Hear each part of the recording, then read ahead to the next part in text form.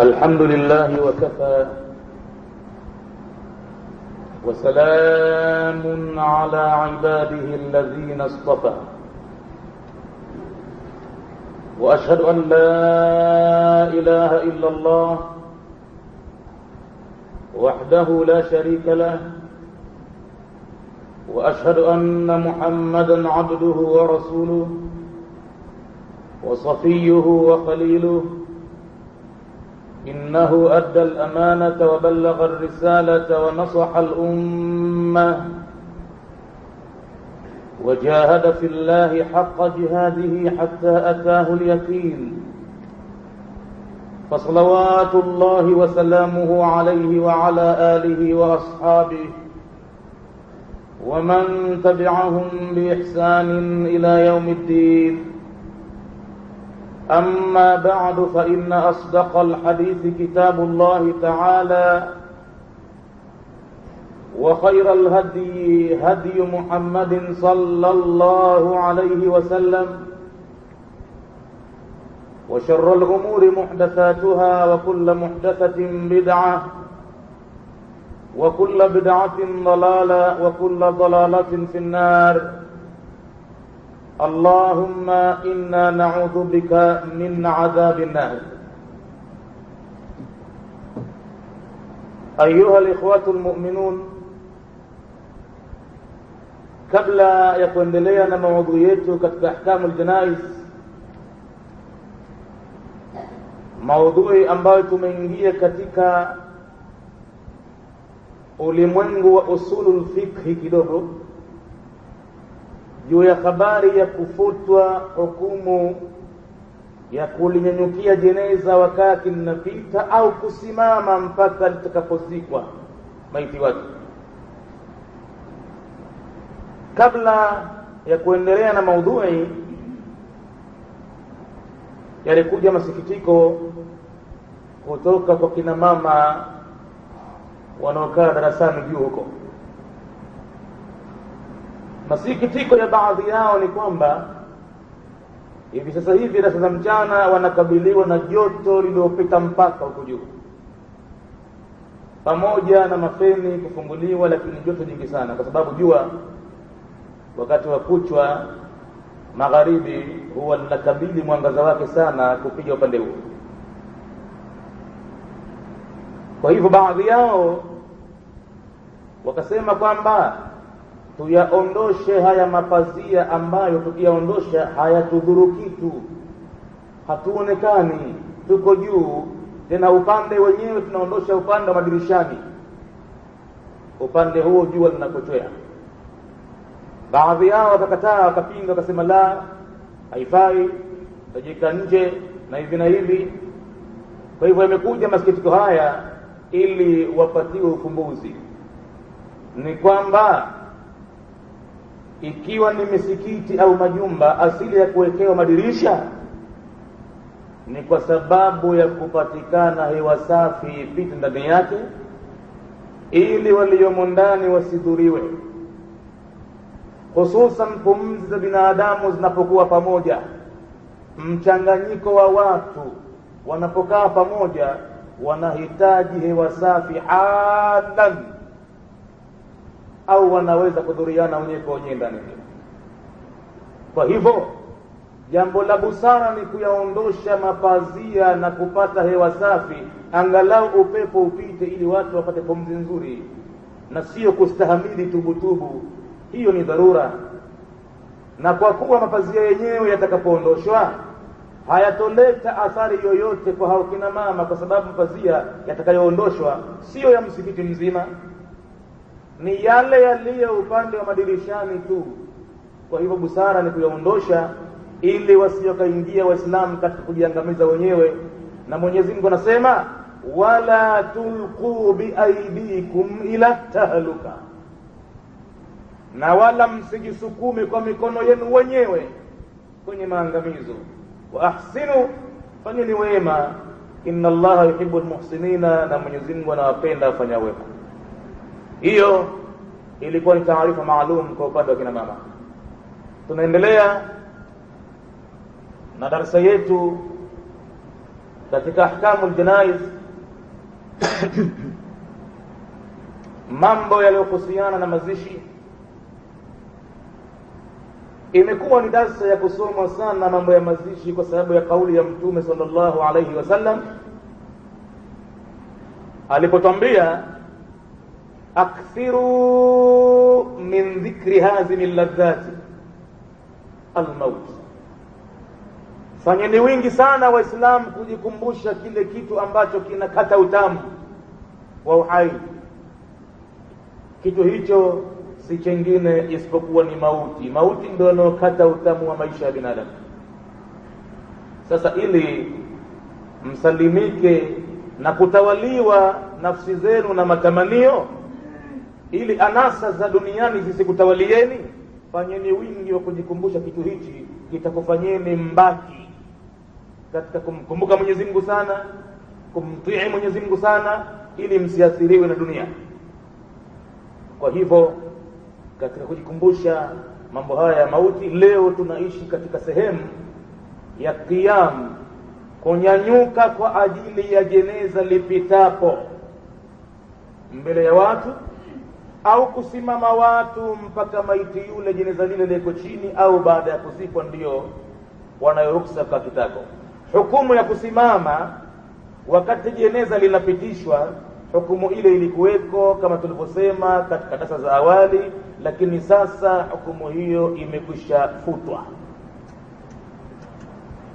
Na jambo la kutamka wazi kwamba hukumu imefutwa si maneno rahisi yoyote kuyatamka. Hayo maneno yataka dalili, tena dalili zenyewe ziwe dalili qat'i, dalili zilizokatwa, dalili za mkato. Hakuna maneno mengine yatakayoweza kufanya kazi baada ya kuthibiti kwa dalili hizo. Na dalili kubwa zaidi kwa Waislamu ni mbili. Moja ni kitabu cha Mungu, na la pili ni maneno ya mjumbe wa Mwenyezi Mungu au vitendo vyake, au kukubali mtume jambo kufanywa mbele yake. Hizi ni dalili kubwa sana kwa Waislamu. Baadaye tena yatafuatia mambo madogo madogo, ijma'i ya Waislamu, sijui kama kuna kauli ya jamhuri, kuna habari ya kutangulizwa hichi kabla ya hichi, lakini dalili za kwanza ni Qur'an. Mwenyezi Mungu anasema wa makhtalaftum fihi min shay'in fahukmuhu ila Allah dhalikumullahu rabbi alayhi tawakkaltu wa ilayhi unib. Wa makhtalaftum fihi min shay'in, na chochote ambacho nyinyi mmehitilafiana ndani yake, fahukmuhu ila Allah, hukumu yake kitu hicho kwa Mwenyezi Mungu, mrejeshe kwa Mungu. Dhalikumullahu, Muhammad anasema huyo kwenu ndiyo Mwenyezi Mungu, rabbi, mola wangu mimi, alayhi tawakkaltu, juu yake mimi ndo nimetegemea, wa ilayhi unibi, na kwake yeye mimi ndo ninarejea kila siku kutaka toba kwake. Kwa hivyo tukasema kwamba iko haja ya kila Muislamu kuifahamu vyema dini yake,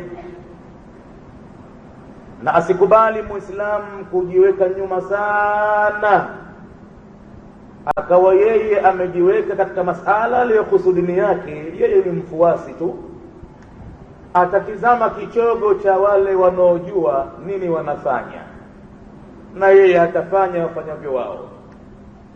Hilo ni kosa. Hilo ni kosa, kujiweka mtu nyuma akawa anatazama kichogo cha wajuao. Mara nyingi tumesoma kwenye Qur'ani, wanaposomewa uongofu wale ambao waliopotoka, hoja yao kubwa ilikuwa wajadna alayhi abaana, au inna wajadna abaana ala ummatin wa inna ala atharihim muhtadun. Sisi tumewakuta wazee wetu wanafanya haya, au sisi tumewakuta wazee wetu juu ya uongozi wao, ndio wanaongoza watu, na kwa hivyo sisi tuko kwenye athari zao, nyendo zao, tunaongoka vile vile. Mwenyezi Mungu Subhanahu wa Ta'ala akajibu mara nyingi maneno haya kwamba si maneno anayotakiwa kujibu mwanadini, Ikiwa hana dini, haamini Mwenyezi Mungu, atajibu maneno hayo, hastahajadiwi. Kama yeye ni komunisti, anafuata asemavyo V.I. Lenin, hatumstahajabii kwamba yeye hamjui hata Mungu. Macha mfate amtakaye.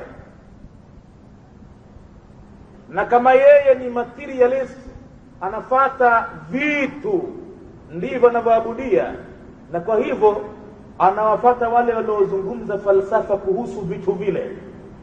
Kwa mfano, yeye ni mfuasi wa Mao Tse-tung, hatumstaajabii, na amfuate yoyote atakaye. Ana haja na Mungu, amjui Mungu, anaabudia vitu tu.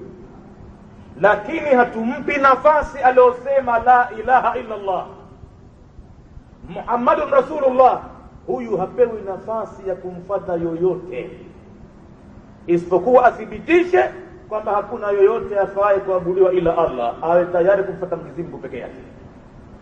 Na aliposema anashuhudia Muhammad ni mjumbe wa Mwenyezi Mungu, moja kwa moja awakatae wote, ila Muhammad iwe ndo dira yake, yeye Muhammad awe ni kiigizo chake, anafuata kwa Muhammad.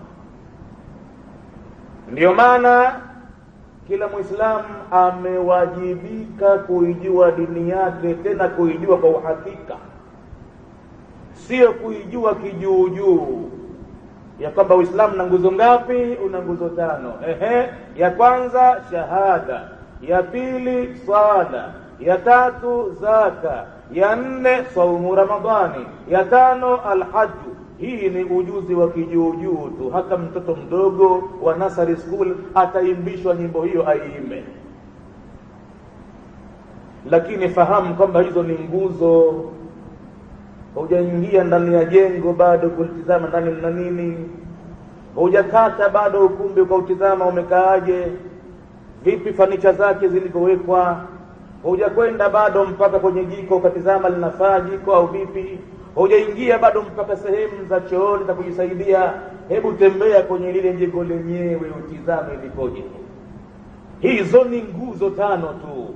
Hizo ni nguzo zimesimamia jengo. Ama nguzo hizi zikibomoka, basi jengo zima halipo. Lakini iko haja, baada ya kujua Uislamu umesimamia nguzo gani, utizame na ule Uislamu wenyewe nao wote.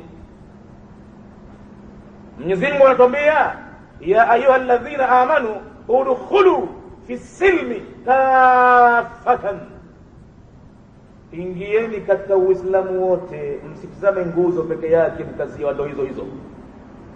Ingieni ndani ya Uislamu katika nyanja zote, ili shaitani asije kuwa na nafasi katika lile azimio lake alilomwambia Mwenyezi Mungu ya kwamba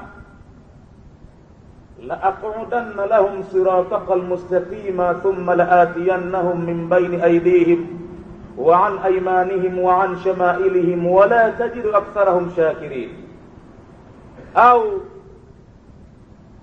وَلَآمُرَنَّهُمْ فَلَيُبَتِّكُنَّ آذَانَ الْأَنْعَامِ وَلَآمُرَنَّهُمْ فَلَيُغَيِّرُنَّ خَلْقَ اللَّهِ.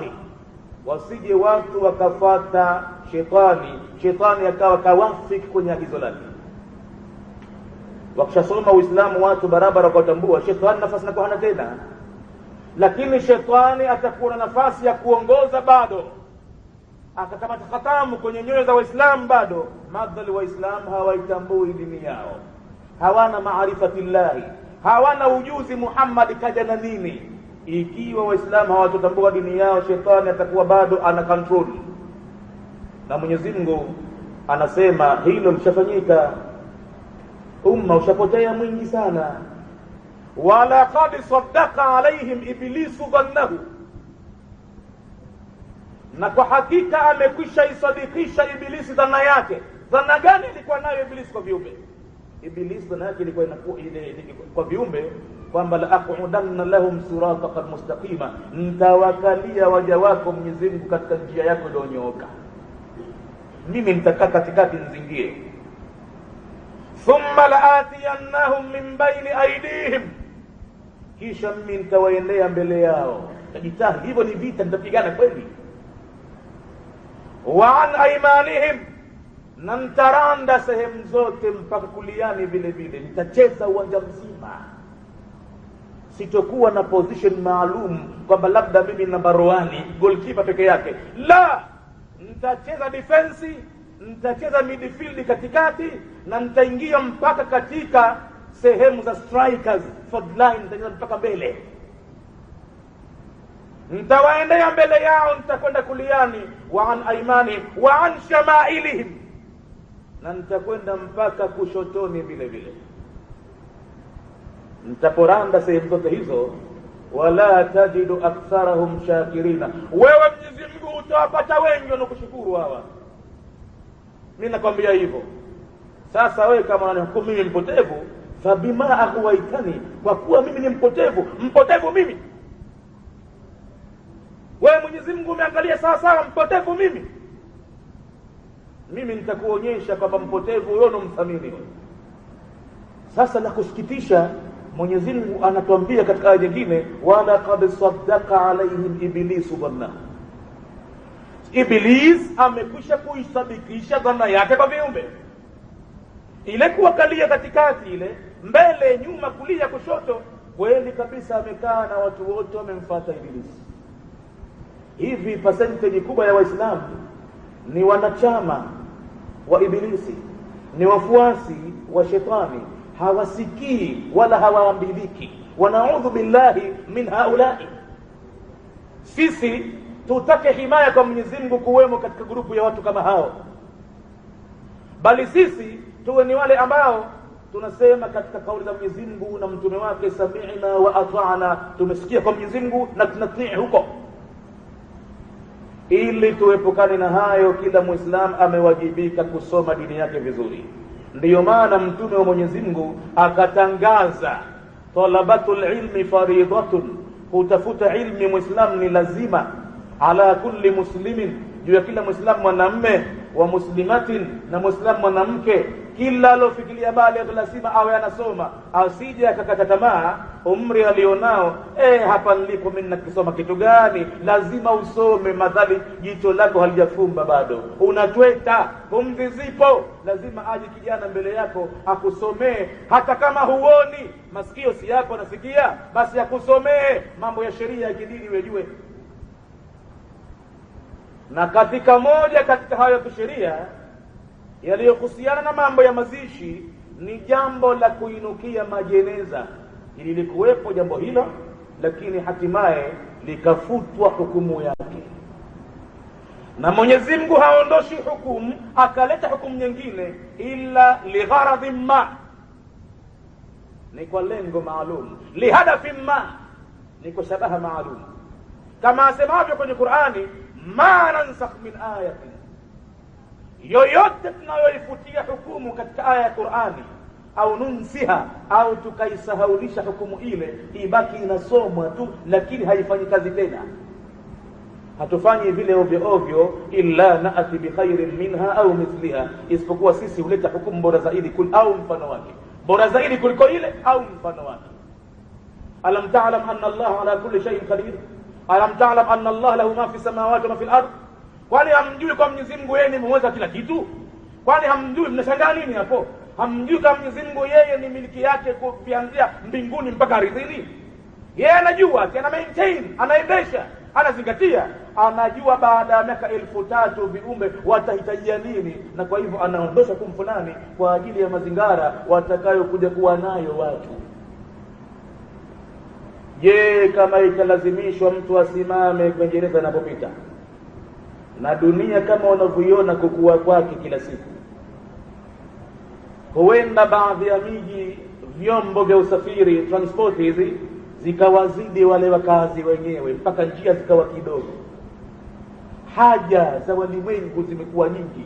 Huyu kenda huku na Land Rover yake, huyu kapita huku na lori lake, huyu anapita hivi na baskeli yake, huyu anapita hivi na gari yake ndogo luxury vile vile, na huyu na kibravo chake, na huyu na Vespa yake, huyu na pikipiki lake, alimradi na mwingine anakwenda bila engine, ana mkokoteni wake likwama, anataka kutumia njia hiyo hiyo kwa haja yake na maisha yake yapite na vile vile.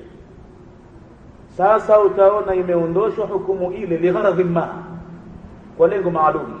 Huenda isije ikapatikana road block kwa ajili maiti yanapitishwa, roadblock ile ikaja ikasababisha maafa, watu wengine kupigwa ringi njiani, watu wengine kuchelewa katika mambo muhimu sana kule anapokwenda. Pengine kuna mgonjwa anakata roho, anamngojea yeye tu ampe wasia wake, na kwa sababu ya roadblock ile iliyokuwa pale akachelewa, hakumuwahi mgonjwa kutamka kauli yote. Ma nansakh min ayatin, hatufuti hukumu yoyote sheria yake, naati bi khairin minha au mithliha, isipokuwa huleta iliyo bora zaidi au kulika au kama ile mfano wake. Na hayo yote hayo yataka kila Muislamu, ikiwa wao wanaishi kigurupu pamoja au yeye mwenyewe individual peke yake, lazima aelewe dini yote. Udkhulu fi silmi kafa, ingieni katika Uislamu katika nyanja zote. Msitosheke na kuswali tu na kufunga tu, na hii fani ya ilmu vile vile watu waingie kwa mapana yake na marefu yake. Wakijua watu Uislamu unasema nini, ndipo watapomjua Mwenyezi Mungu vile vile, na wakimjua Mwenyezi Mungu watajua namna ya kumwabudu vile vile. Wasiwe ni watu ambao wanatazama kichogo cha mtu mwingine. Huyo unomtizama huna hakika bwana kwamba hayo anayafanya kwa kujua dini, au anayafanya kwamba naye pia aliona tu kafungua macho kaona, au anayafanya kwa mapendekezo nafsi yake tu, hivyo ndivyo anavyopenda, au anafanya hayo labda kwa tamaa ya kidunia, kiko kitu maalum atakipata. Sasa wewe umeacha kusoma dini, unatazama watu wanafanya nini, unafanya nao vile vile. Kwa hivyo annashu, jambo lenyewe zito sana. Huenda ukawa unaona unapata tabu na mashambulizi makali kama utaizungumza kadhia hii ya kukaa kitako majeneza kipitishwa. Huenda watu wakakushambulia na wakakwambia pengine kinagaubaga, huyu ndo katika hao watu wa msikiti ule hao.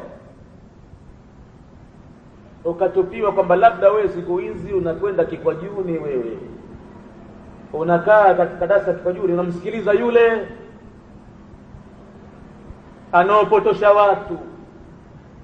watu wanakataa kwamba amesema ndani ya kitabu fulani kabisa, wanayajua. Wengine ni wasomi wazuri sana, wanajua huyu katamka kwa kutokana kaona pahala kadha na amesema kwamba si kadha, lakini kwa kufifirisha mambo watakuwa wanafunga mlango ule, wanamtaja mtu maalum kasema yeye.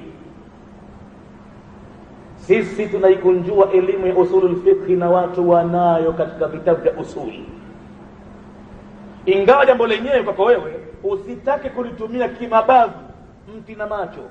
Nenda kwa hikma, pole pole kabisa. Umemuona anaambilika, mwambie.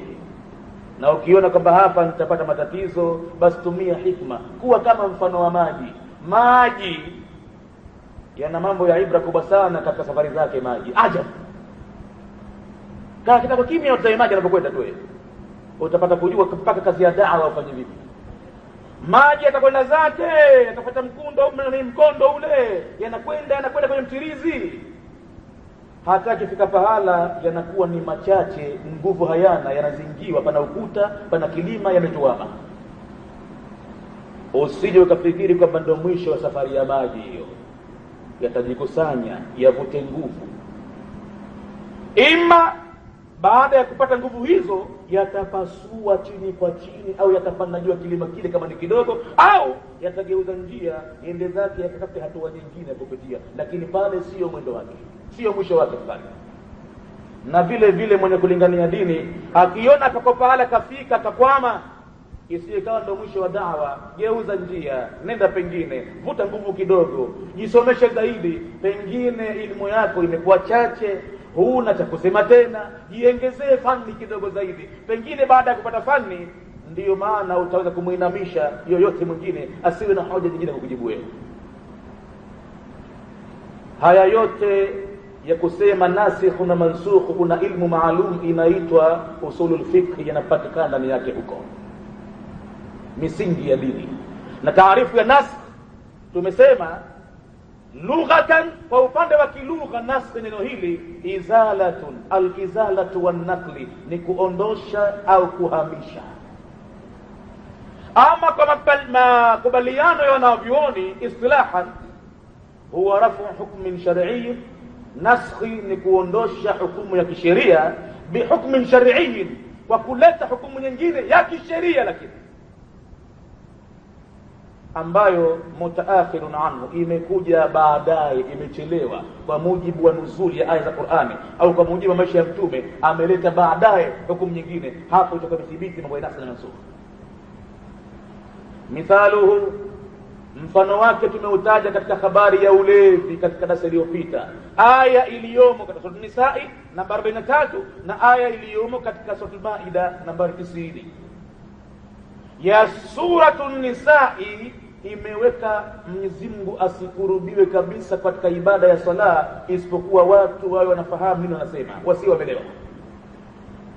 Hapo ulevi bado si haramu, ni halali, maji ya kunywa tu, lakini kuna wakati maalum mtu hatakiwi kwa bakalewa.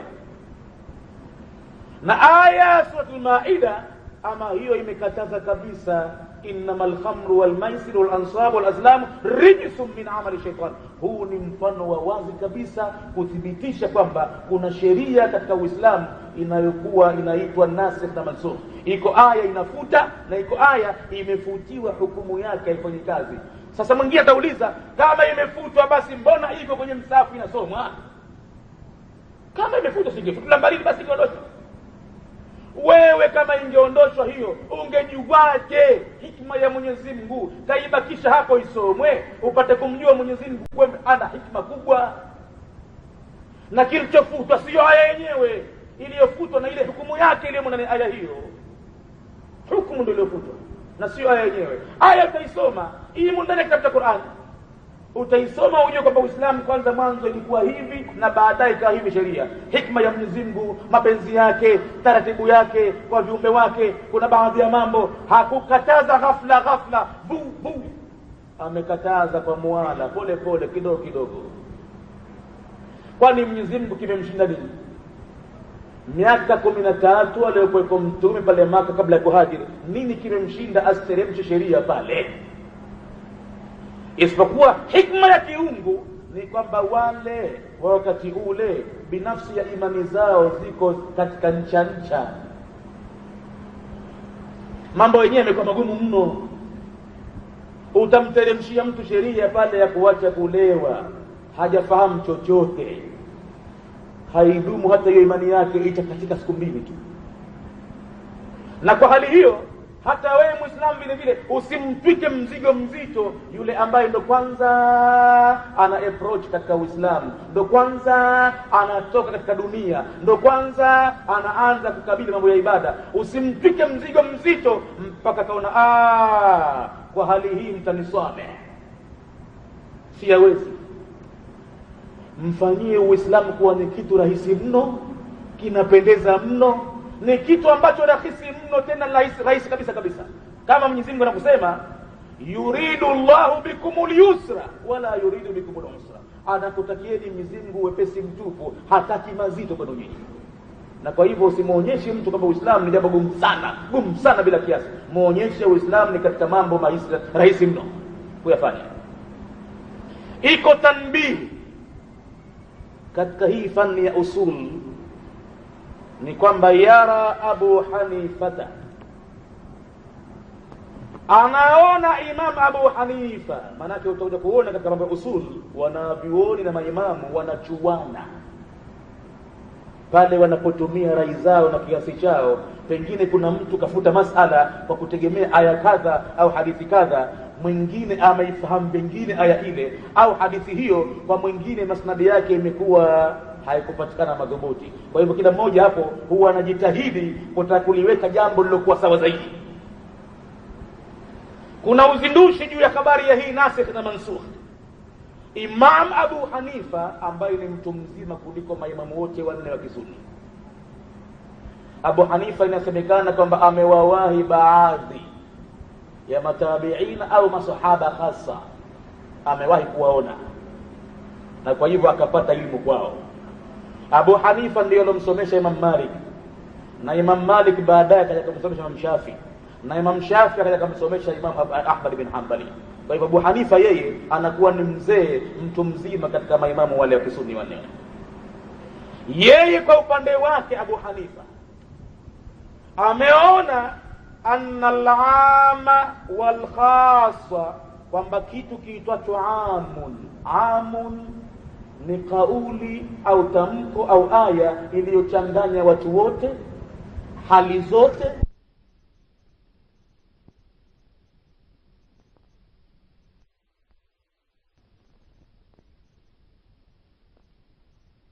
ahaduhuma, hindi ikichelewa mojawapo kuliko nyenziwe, nasakha almutaqaddima, huwa inafuta kile ambacho kimetangulia. Hivi ndivyo anavyoona Abu Hanifa. Hata katika mambo ya amu na khasu ametumbukiza yeye vile vile mambo ya naskhi, kufuta.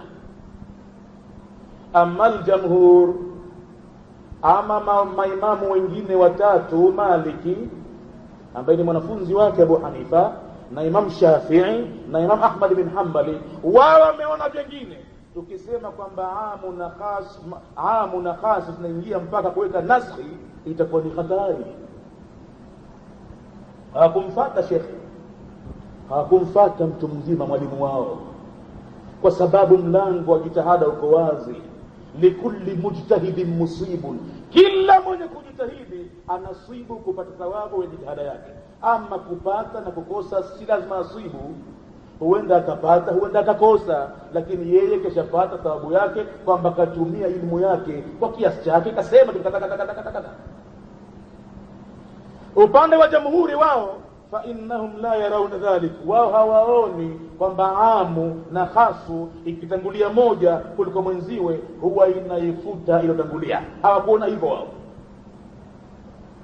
la yarawna dhalika naskhan, hawakuona hivyo kwamba inaweza kufuta. Wa innama huwa min babil aami wal khasi, wao wameweka mlango huo ubaki hivyo hivyo, kwamba huu ni mlango amu na khasi. Kuna mambo ni amu yamehusu watu wote, na kuna mambo khasu yamemhusu pengine mtume peke yake. Hiyo ni kadhibini. Na kwa kumfahamisha Muislamu zaidi kuhusu jambo la kufuta hukumu, kuleta hukumu nyingine, alfarqu baina an-naskhi wa at-takhsis, tofauti iliyoko baina ya kufuta na kuhusisha jambo kwamba hili limemhusu mtu maalum.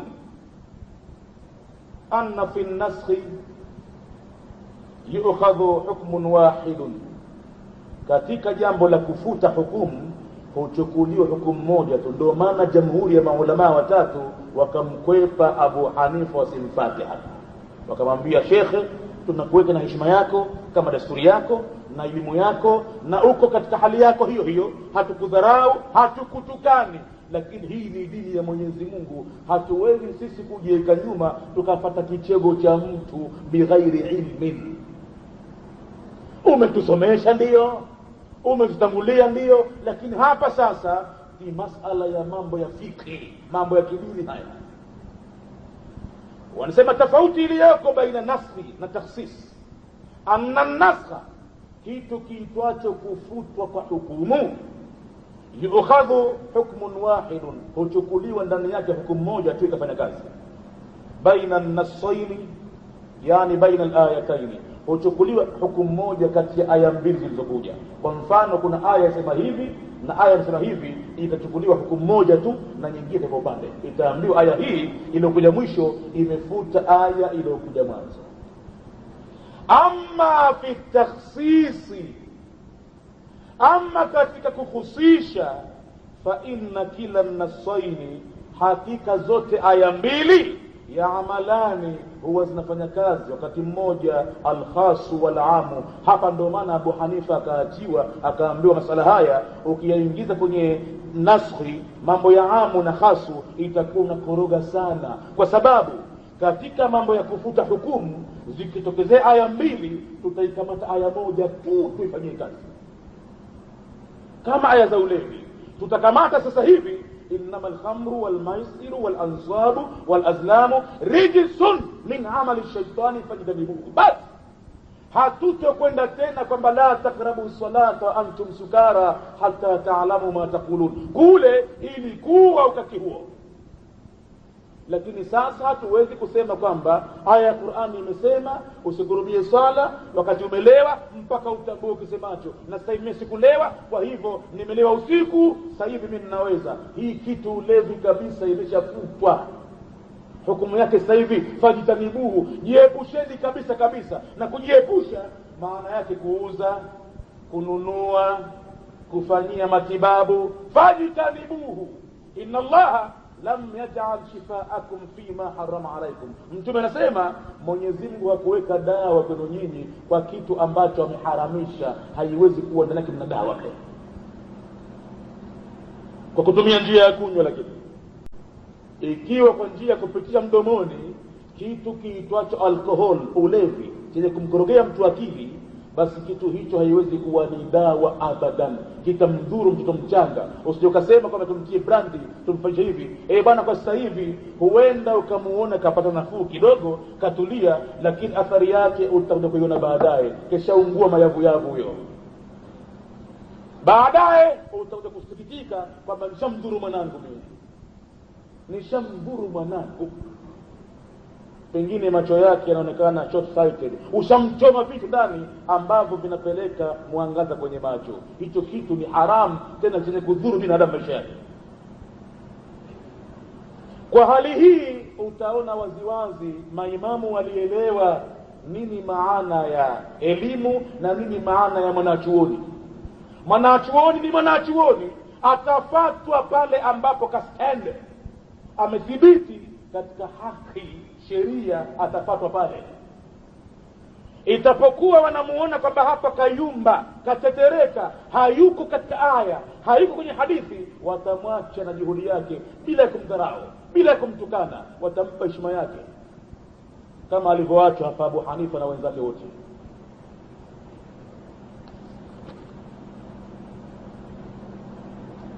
An-nasakh, jambo la hukumu iitwayo kufuta, huwa al-hukmu al-mutaakhir, si hukumu ambayo anaweza akachezea yoyote kwamba hiyo sio kama mansukh hiyo, hiyo mansukh hiyo. Hawezi kusema mtu yoyote kama hiyo, isipokuwa ni hukmu al-mutaakhir iliyokuja baadaye.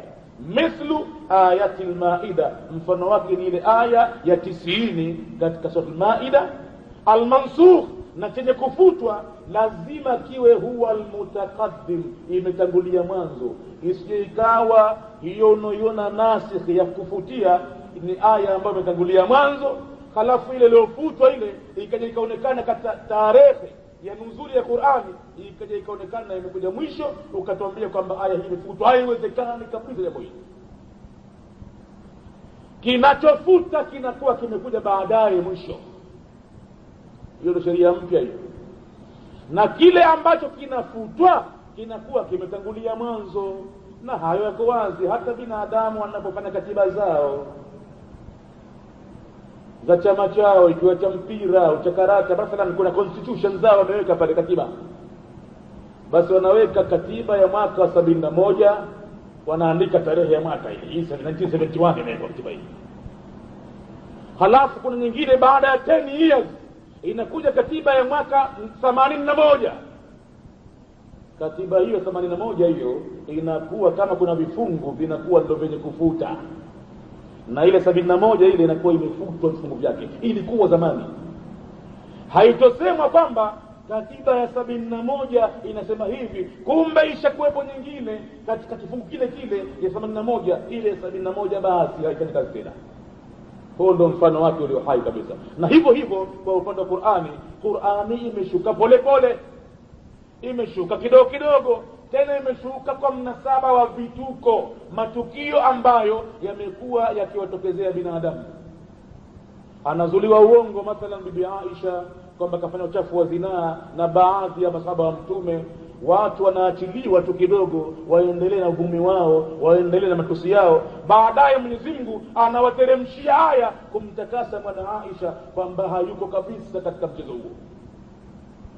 Anawakata kauli, anawafedhehesha, na utadhani watu wamesahau kwamba Qur'ani bado inashuka. Za binadamu alivyo, anaingia kumtukana bibi Aisha, mke wa Mtume, mama wa Waislamu, anasahau kabisa kwamba je, ikiteremka Qur'ani hapa ikinisuta mimi nitakuwaje mbele za watu? Usahau, shetani maka kamzonga, amemzibia kote kule. Basi Qur'ani imeshuka pole pole, kuna aya zimetangulia mwanzo, kuna aya katika maudhui hiyo hiyo zimekuja baadaye. Halafu kuna shuruti za huko kufuta, baada ya kuelewa kwamba nasakh an-nasikh, yani inayofuta, aya inayofuta ile lazima iwe imekuja mwisho, na mansukh lazima iwe imekuja nani mapema mwanzo. Halafu lazima uelewe sheria za huko kufuta kwenyewe, sio kama mtu atakuwa anatumia kufuta anataka mwenyewe tu. Lazima kuna sharti maalum. Shurutu an-nasakh, sharti za kufuta, an la yakuna al-mansukh muhkaman, isije ikawa ile aya ambayo inaambiwa imefutwa ni aya muhkama. Kuna aya muhkamatin na kuna aya nyingine ambazo si muhkamatin. huwa alladhi nazzala alayka alkitaba minhu ayatin muhkamatin hunna ummul kitab wa ukharu mutashabihat. Yeye Mwenyezi Mungu ndiye alikuteremshia wewe kitabu ambacho ndani yake mna aya muhkamati, aya zenye kutoa hukumu mara moja tu. Hunna ummul kitabu, ambazo hizo ndiyo hasa msingi wa kitabu, aya muhkamati. Kwa mfano, qul huwa Allahu ahad, hii aya muhkamati inaweka tauhidi, kupokesha Mwenyezi Mungu. Sema kwa kuitakidi Mwenyezi Mungu ni mmoja. Hakutokuja aya nyingine ikaondosha kwamba Mwenyezi Mungu si mmoja tena. Keshapata mtoto na Isa naye sasa hivi kishakuwa mwanawe Mungu, na mtoto wa Mungu naye Mungu vile vile. Haitokuja baadaye ikawa na Isa naye vile vile kaingia katika mambo ya uungu. Aya ni muhkamati. Hakutokuja aya ikafuta kul huwa Allahu ahad milele. Hiyo lazima waelewe Waislamu katika fani taaluma mambo ya nasikh na mansukh. Shurutu nasikh an la yakuna almansukh muhkaman, isije ikawa ile kufutwa ni aya muhkam. Aya muhkam ni aya ambayo hunna ummul kitab, hizo hasa ndo msingi katika Qur'an. Mithlu, kwa mfano kama utaacha hata aya ya Qur'ani, nenda kwenye kauli ya Mtume, na Mtume vile vile ana maneno kayatamka muhkam.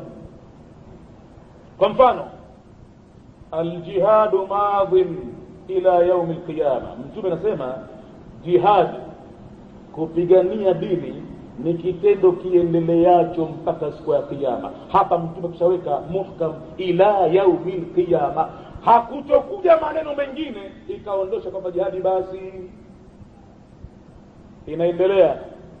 Ama itakuwa jihadi yake mtu kwa kusomesha watu ilmu, jihadi vile vile hiyo, au kutoa pesa zake kujenga misikiti, jihadi vile vile hiyo.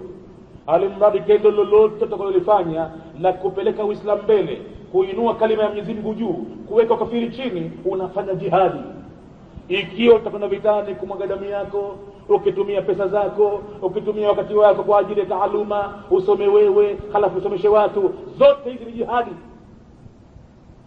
Au wewe ni fundi mitambo, kwa ajili ya mitambo ya Waislamu wanatumia teknolojia, vikuza sauti, redio zao, mafeni yao, umeme wao, generator yao, wewe ndo fundi, imekuwa una control machine pale ili mambo ya Mwenyezi Mungu yaende mbele, unafanya jihadi vile vile.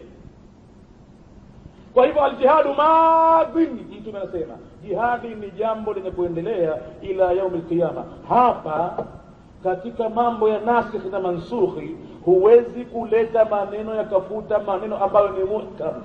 Neno hilo ni muhkam. Jambo la pili,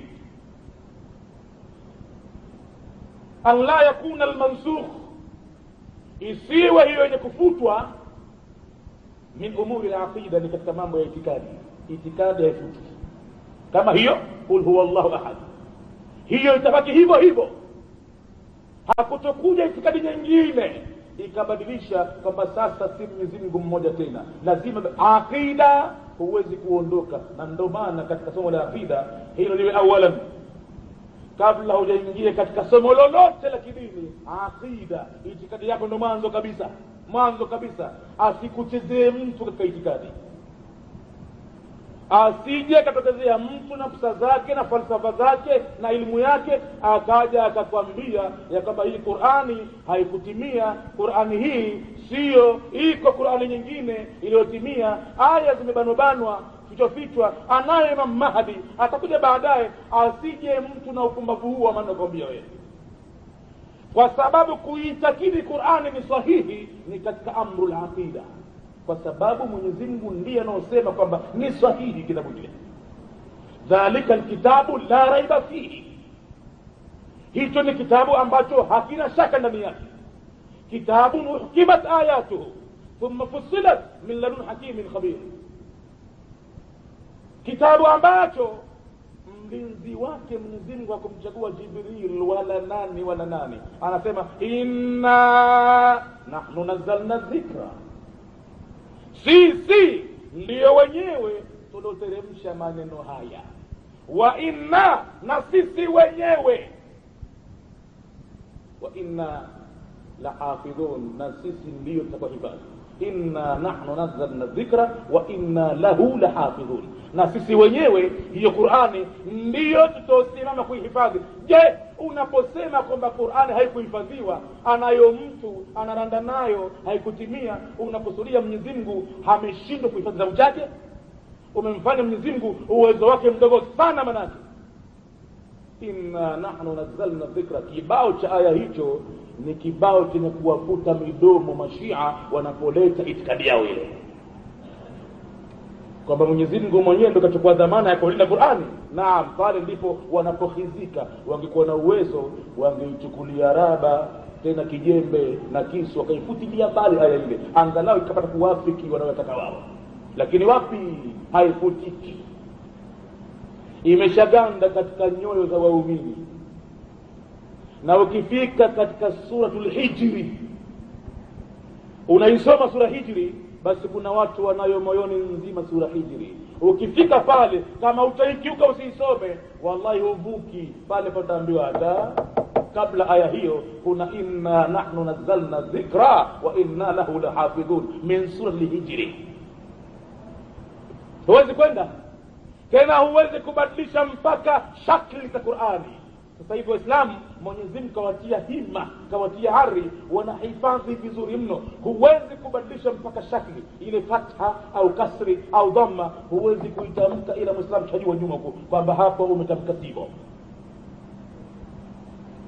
Ndio maana inna nahnu nazzalna dhikra wa inna lahu lahafidhun.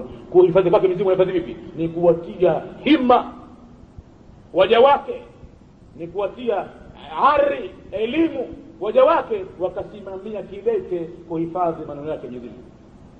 Kwa hivyo katika sheria za kufuta na kufutwa ieleweke kwamba unapozungumza kitu kama hicho, hukumu ya kusimamia majeneza imeshaondoshwa, uwe mzima, umejizatiti, umekuwa mjiamini. Si suala rahisi kulizungumza mbele za watu hilo, kwani watu watatani kwamba ama huyu khabithi sana, anapitishwa maiti mbele yake hata kusimama. Maiti ndo anatoka ndani sasa na kwenda kumsikitini kusaliwa, hivyo watu wameshindwa hata kule kusimama. Hawa ndo wanakwenda kupotolewa, hawa ndo nikasema mwanangu mie asikanyage msikiti ule namna kama hii. Matokeo yake ndo kama hivi. Sasa hivi huhesabu watu kama mtu kapotoka bila kiasi, kumbe hajaingia katika fani za kidini. Inabidi Uislamu si kitu ambacho cha kurithiwa. Madhal baba yako Muislamu, mama yako Muislamu, babu yako Muislamu, bibi yako Muislamu, babu na mababu na mabibi na mabibi Waislamu, ukaja ukadhani kwamba nawe ni Muislamu moja kwa moja basi. Hapana, wao walikuwa na Uislamu wao na elimu zao, na wewe itakubidi Uislamu wako uhangaikie na elimu zake. Ndiyo maana Mwenyezi Mungu akasema tilka ummatun qad khalat laha ma kasabat wa lakum ma kasabtum wala tusaluna amma kanu ya'malun. huo ni umma, hao ni watu qad khalat, wameshapita, laha ma kasabat, wanayo wenyewe walioyachuma, walakum ma kasabtum, na nyinyi mtapata yenu mtakayochuma wenyewe. Sheti mfanye kitu, usije ukasema kwamba mimi wazee wangu wote walikuwa mashehe, sisi nyumba yetu nzima sisi watu wote wanachuoni, na mimi nisije nikadeka mathalan, kwa mfano niliyoko mbele yenu, nisije nikasema kwamba babu yangu alikuwa shehe Shauri Watonge Pange Maua, maana huyo Shauri kamzaa mwanamke mmoja anaitwa Ruqayya. Ruqayya kamzaa Bachu, huyu Bachu ndiye baba yangu mie mzaa baba. Na Sheikh Shauri ukizungumza Unguja nzima watu wanamjua ni nani Shauri. Mimi siwezi kukaa kitako nikasema ni mjukuu wa Sheikh Shauri, sina wasiwasi, bali ninaweza nikayakosoa mambo ya babu zangu kwamba zikiri zao za kukohoa ilikuwa si ibada. Mimi nimekuja kubahthi zaidi, nimeingia zaidi, nikaona ya kwamba Mwenyezi Mungu anataka atajwe kwa heshima kubwa, taadhima kubwa. Haizuru wazee wangu wanakesha pale msikitini Pange Maua, lakini mimi sitokuwa ni mtu ambaye nitatizama kichogo chao. Siwezi kujinasibu kwamba babu yangu alikuwa Sheikh Shauri na kina Shadhili au kina Shadhili hao ndo wazee wangu mie kweli, na ndio waliosimamisha elimu Unguja. Miongoni mwao wakatiwa ndani majela kusema kweli, lakini sitosema kwamba madhal babu yangu Sheikh Shauri, sina wasiwasi, nitakaa kitako, babu yangu yupo. Lazima naenda vipi ni utazama Uislamu ulivyo, na pale ambapo Sheikh Shauri amekosea, mimi nimtakase, nimuepushe na moto kwa kulifanya lilokuwa sahihi, itakuwa namuokoa na moto. Lakini nikisema madhali kazama shekhe hapa na mimi nazama hivyo hivyo, sote tutakwenda na maji. Hapa ni kumtakasa, hapa ni kusema kwamba fanya hivi, hakika iko hivi. Jambo la tatu katika shuruti za kufuta na kufutwa, an yakuna nasikhu, iwe ile aya au hadithi inayofuta mutaakhiran an mansukh, lazima imekuja mwisho kutokana na inayofutwa, lazima iwe hivyo. Mithlu, kwa mfano tamko la Mtume sallallahu alaihi wasallam akosema, kuntu nahaitukum an ziyarati alquburi, nilikuwa mimi Waislamu na kukatazeni kwenda kuzuru makaburi, nikichelea kwamba kutakuwa na ushirikina kule. Lakini hayo mambo sasa yameshakuwa, basi watu imani zao naziona zimekuwa safi kabisa. Ala tambueni, tanabahini, fazuruha, yatembeleni makaburi, kwa sababu yatakukumbusheni akhira. Ina maana Mtume alikataza watu kwenda makaburini makosa, baadaye akaja na amri nyingine, sasa yatembeleeni makaburi. Ina maana kwenye kauli za Mtume vile vile kuna kauli ambayo nasikh na kuna kauli ambayo ni mansukh, na msomaji wa hadithi lazima abahthi kweli kweli, azijue hadithi gani nasikh na zipi mansukh, asije akagombana na watu bure mitatu. Ziko nyingine mansukh, lakini kabla hujaingia katika kutoa kauli nasikh na mansukh, lazima uingie totally moja kwa moja katika bahari yenyewe ya elimu itwayo usulul fiqh. Tena usulul fiqh yenyewe umsome kila imam na usuli wake, umjue Imam Shafi na usuli wake, umjue Hanbali usuli wake, umjue Abu Hanifa usuli wake. Halafu utaweza kutoa njia kati na kati, unaweza kusema kwamba naam, naweza kuegemea hapa, nikapita nikatoa fatwa katika hili. Utashangaa Waislamu kujikusanya kike kwa kiume, mamia kwa maelfu,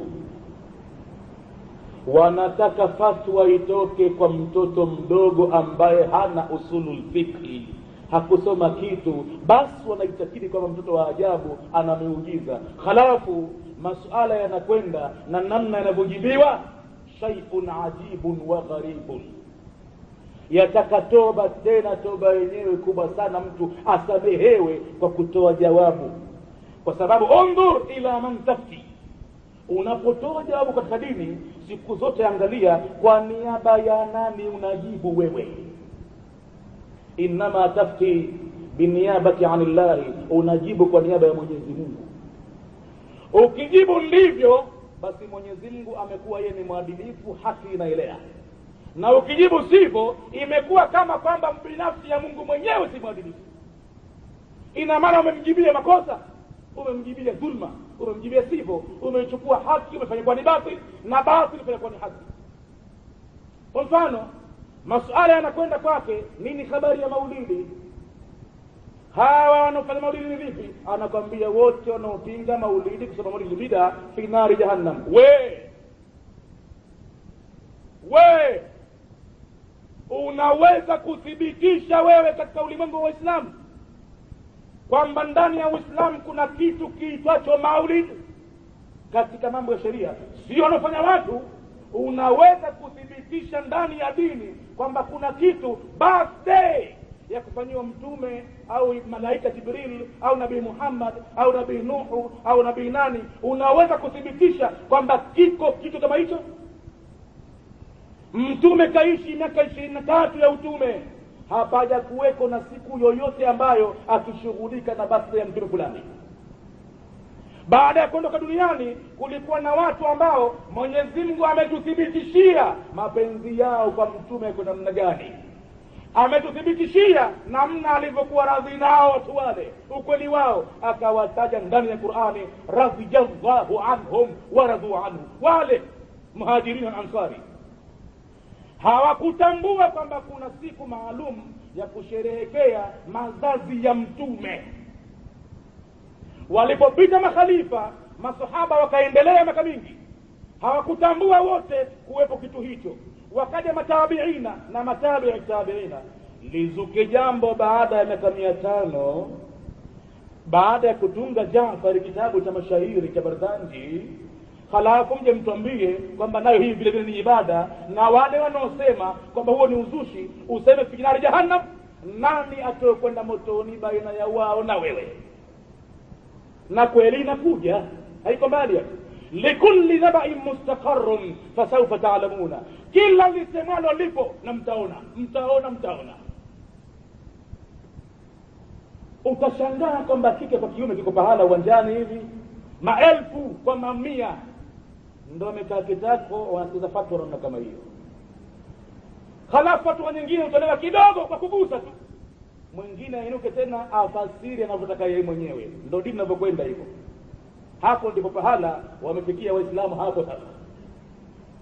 Washaka kitako, hawasomi tena, hawashughuliki tena wao na dunia yao, halafu fatwa zatolewa uwanjani kama mnazi mmoja hivi, fatwa zatoka pale. Swala jingine linakwenda, Mwenyezi Mungu amesema kwenye Qur'ani, yu'adhibu man yasha'u wa yaghfiru liman yasha'u. Hivi masala hayo Mwenyezi Mungu anapendelea huyu? Mufti mtoa jawabu utegemewae anasema kwamba hayo sikusema mimi, kamuulize Mungu mwenyewe. Jinsi gani basi? Tena suala hili ni katika suala muhimu mno duniani kujibiwa, kwa sababu ni suala makomunisti wamelitumia sana kuwapoteza Waislamu, kuwafutia imani yao ya kuwepo Mwenyezi Mungu. Wakiingia vijana ma university, akenda mtu kusoma Russia siku hizo kina Lenin, fikra zao za tawala, sio leo basi na khalas. Leo sasa hivi Mwenyezi Mungu anatakiwa sana huko Russia huko. Tena dunia imenyamaza kimya, haitaki kutangaza habari hizo, lakini tajulikana wanapeleka mamia kwa mamia Warusi sasa hivi Al-Haramain kusoma dini, mamia kwa mamia. Na wanakaa pale, wako watu wengine wanakaa muda mfupi na wengine muda mrefu, wako wanakaa miezi 3, wako miezi 6, wako miaka 2, wakirejea Urusi kule inatafanywa dini sawa sawa sasa hivi. Lakini dunia inaogopa kutoa habari kama hizi, imeweka chini. Lakini wanaobahatika kuyaona masatellite wenye madishi, kuna baadhi ya vipindi utaviona mambo yanakwenda waziwazi hasa mbele ya macho yako.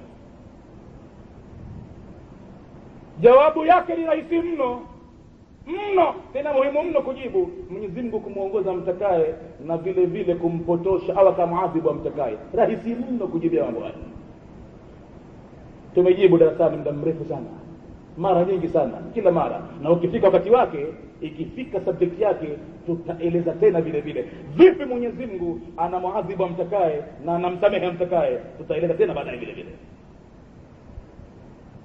Halafu sheti atambue Muislamu sawa sawa anapoingia katika mambo yanayohusiana na mambo ya sheria za kidini, mambo ya usulul fiqh, kabla hajaingia kutoa maamuzi ya jawabu, aisome dini vilivyo, aelewe kwamba kuna namna za kufuta zijulikanazo waziwazi, alquranu as-sunna. Hizi ni namna mbili za nasikh na mansukh.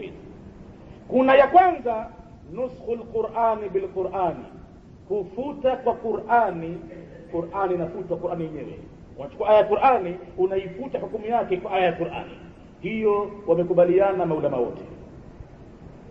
Kuna naskhul qur'ani bisunna, kuifuta Qur'ani kwa sunna. Ama hapa Imam Shafi amesema la, mimi kidogo nakaa upande hapa, kuichukua sunna kuifuta aya ya Qur'ani, mimi kidogo hapa naona pazito pagumu. Wenzake wamekubali.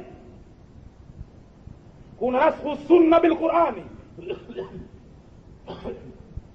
kuifuta sunna ya mtume kwa aya ya Qur'ani, wamekubaliana wote hapo, hiyo sahihi. Na kuna naskhu as-sunna bisunna, kufuta mwendo wa mtume kwa kutumia kauli ya mtume nyingine, hiyo vile vile wamekubaliana wote. Ama naskhu al-Qur'ani bil Qur'ani, ittafaqa al-fuqaha, wanavyoni wote wa fiqh wamekubaliana kwamba aya ya Qur'ani inaifuta aya ya Qur'ani, kama tulivyoona kwenye aya sura al-Maida, sura an-Nisa kabla ulil. Namna ya pili, faqad ikhtalafu fihi, hapa wamekhtalafiana ndani yake, yani nusukh al-Qur'ani bisunna, Qur'ani kufutwa kwa sunna, hapa wamekhtalafiana hapa maulama. Faqala al-jamhur, wakasema wanavyuoni wengi, yunsakhu al-Qur'ani bisunnati al-mutawatir, inaweza kufutwa hukumu yake aya ya Qur'ani kwa sunna. Sunna yenyewe lakini ni sunna ambayo mutawatir, maana hadithi ziko daraja mbalimbali. Kuna hadithi mutawatir. Hadithi mutawatir ni ile ambayo imepokelewa katika njia zaidi ya 10, imekuwa imezoeleka kwa wote.